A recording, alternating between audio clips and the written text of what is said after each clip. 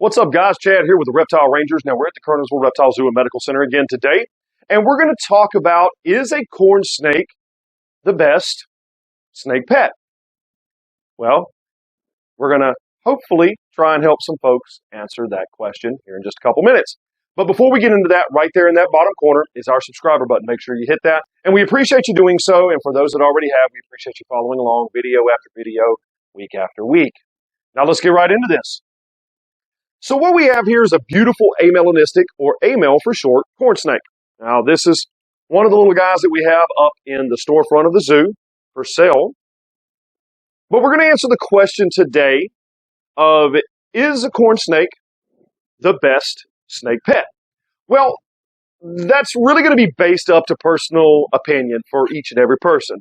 And trying to do videos, and folks that do videos, this is the best pet, that is the best pet, the others, it's going to be more about personal opinion. So, unfortunately, there is no best, universal best, or universal worst. However, all are beautiful. Now, some do better than others, and some not quite so much. But today we're going to talk about the corn snake. Is the corn snake, for one, it's very, very popular, has been popular for years and years and years as a pet, but is it one of the best ones? So let's get started with what makes a good pet snake. Well, one, obviously, one that doesn't bite all the time or is not completely defensive all the time. But there again, we have to also talk about when one is defensive, it's not been worked with enough. It hasn't had enough social interactions. It hasn't been dealt with in captivity long enough to keep it from still feeling like it's got to defend itself. We don't call it aggressive, we call it defensive. When a snake like this strikes, it's just being defensive. It's defending itself, or it's feeling like it needs to defend itself. Now, your colubrid species, corns, kings, milks, bulls, gophers, indigos, pines, all different species of colubrids, for one, are very high-strung snakes. They have a high metabolism, so they're very active snakes. Now, that goes into answering another question. Well, does it make a good pet or not? I guess it depends on really what you're looking for. Do you want something that sits around all the time? Or do you want something that's quite a bit more active?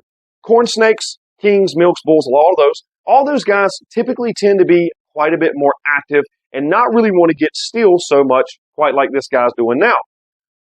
He's kind of warming up in my hand. But they will be very curious. They will be quite a bit active, and even this guy's still moving. So inside your home, inside your garage, inside wherever it is that you're messing with your corn snake, he's going to be active. It's going to take a while for the animal to settle down. Some people get quite frustrated about that, and they're like constantly moving. We call it the snake treadmill or the lizard treadmill, where they're just going from one hand to the next hand, to one hand to the next hand, to one hand to the next hand.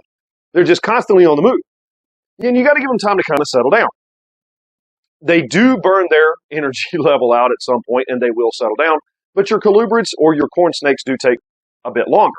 So does that make them a best pet? Well, again, that's why we say it's going to be up to personal opinion. It's going to depend on whether you want something like a corn snake or a retic, it's a little bit more active, or do you want something like a ball python or Burmese python that's a little bit more laid back, less active by and large, and tends to want to just sit around being more lazy than not. Now, also, another thing about whether, in your opinion, the corn snake is going to make the best pet or not is the habitat. These guys love to climb. They're a good arboreal climbing snake. Now, they're not necessarily classified as arboreal, fully arboreal snakes, but they are semi-arboreal. So you will find them on the ground, but they're also very proficient climbers. So when you build a habitat for them, whether a terrarium or whether a custom habitat, we tend to teach people to go high. Now, they are absolutely escape artists. They're very strong for their little size, and if their head can fit through it, the body almost guaranteed is going to go. Almost guaranteed. It's not all the time, but almost guaranteed the body's going to go. So they're known for escaping out of things like 10-gallon tanks as babies and 20-gallon tanks and terrariums and aquariums and even custom habitats. If the custom habitat has air holes, breather holes, or any form of gappings that's big enough for the snake to be able to fit through, they're gone. It's going to happen. So that's another thing. Do you want to potentially Do you want to deal with something that is an escape artist? But again, when you have them set up proficiently and you have them in what would be classified as an escape-proof pen, you don't have to worry about that part of it. But you do want to make sure that the habitat is set up sufficiently enough that it's enriching for the animal, that it gives the animal a great habitat to be able to wander around in and explore and get its exercise and feel comfortable with what it's living in. Another thing about corn snakes that some people don't prefer is, especially when it comes to starting them off and feeding as babies, they can be a little bit difficult. So a lot of folks have a tough time getting baby corn snakes to start eating. They're a little bit stressy, but once the guys get absolutely started eating, once they're established eating, they're great. They usually eat like clockwork. Now, unfortunately, you kind of have to start baby corn snakes off with mice unless you have African soft furs available, but mice is not nutritional. It's just enough nutrition to get them growing a little bit, but as soon as you can get them over to rats, they need to be on rats. If you can do African soft furs, great, but those are a lot harder to come by. So that's not one we even promote often, because a lot of folks have maybe access to African soft furs, maybe wherever they were at, and then all of a sudden they move somewhere and there ain't an African soft fur to be found. That's a very common thing because very few people keep the ASFs anymore, or the African soft furs. Now, these guys are very twitchy. They get very jumpy at the least little touch when they're first being worked with handling. And even for a while, you can go to pick them up and all of a sudden reach and touch them and they twitch, they jerk. And that makes people nervous. They think that, oh man, it's fixing to bite me. No, not necessarily. It's just not used to the touch. I mean, every time I do this, I can feel him giving a little jump, but you can see he's acting just fine. It doesn't necessarily mean he's going to bite, but yes, in the case of some of your colubrids, when they feel that, they'll just reach around and they'll just bite real quick. They just do this quick jerk just out of defense. Again, it's all about defense. It's not about aggression. He's not trying to kill somebody. He's not trying to hurt somebody. It's just, oh crap, something touched me. I need to defend myself. So the twitching, the fast movements freak people out. We see it all the time in our storefront here at the zoo when we're allowing folks to interact with, maybe the corn snakes or the ball pythons. The ball pythons are just, whatever. The only time they really get jerky is when it's called head shy. So when you go towards their head or you touch them on the head, if they're not used to that, they'll recoil real quick. But otherwise on the body, they're a little ticklish because they're all muscle and spine. So one of the things that we teach is when you're putting your animal back in the pen, just kind of tickle it on the tail, and they don't like that. Just a real light rub, little tickle, and they'll just shoot right back inside of the pen because they don't like that light touch. It's not an aggression. They're just trying to get away from that light tickle. Now, with these guys, the touches can cause that jerking because they're not quite sure about it yet, but it's not so overwhelming to them that they feel they need to strike. So again, does it make a great pet? Yes, these animals are absolutely great pets. They are wonderful. Now, probably one of the biggest disadvantages to corn snakes is there's so many color options. So really it comes down to what color do you want? But generally speaking, there's always so many different colors available. Think of ball pythons. Those have been way too overbred, for one thing. Way too many morphs, way too overbred. But the corn snakes kind of fall into the same category. And back in the late 80s and early 90s, when the corn snakes were really, really super popular, these guys were really one of probably, I would say, almost more popular than what the ball pythons became, because ball pythons didn't really start getting popular until about the late 90s, early to mid 2000s. And these guys were super popular, but when a lot of people started finding out that the ball pythons were a lot more settled down and a lot more relaxed, then the corn snake started taking a back seat, because most people didn't want something that they were constantly having to do what you're seeing me doing. They wanted to be able to just sit and hold it, and we call ball pythons pet rocks. And we call them that for a reason. For one, ball pythons are nocturnal. These guys are diurnal, so they are definitely going to be active in the daytime, where ball pythons are going to be more active after we're asleep, and most people don't realize that. So the corn snake can get anywhere from about 3.5 to 5.5 feet. I have seen them a little bit bigger. Generally speaking, does not happen. But they're long and skinny. Size of my thumb. Sometimes I've seen a couple that were the size of both of my thumbs, but that was a big snake, probably a little bit overfed, but it was older and a very big corn snake. But these guys do get long and skinny, which gives them the ability, for one, to be able to move quickly when they need to.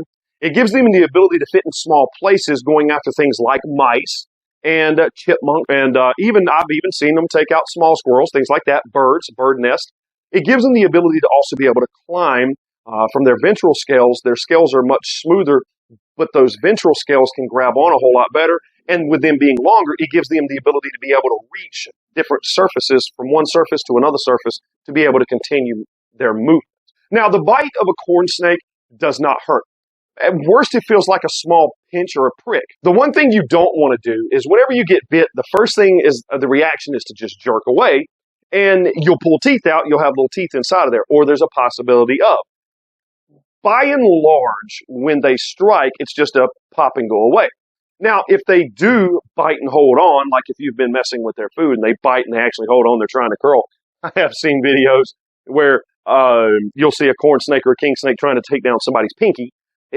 That's a little bit different, but they're super easy to get off of the appendage or off of you if they're biting to hold on in the case of mistaken food. But once settled down, they don't generally have a desire to strike. They just have a key desire to want to just go. Go, go, go.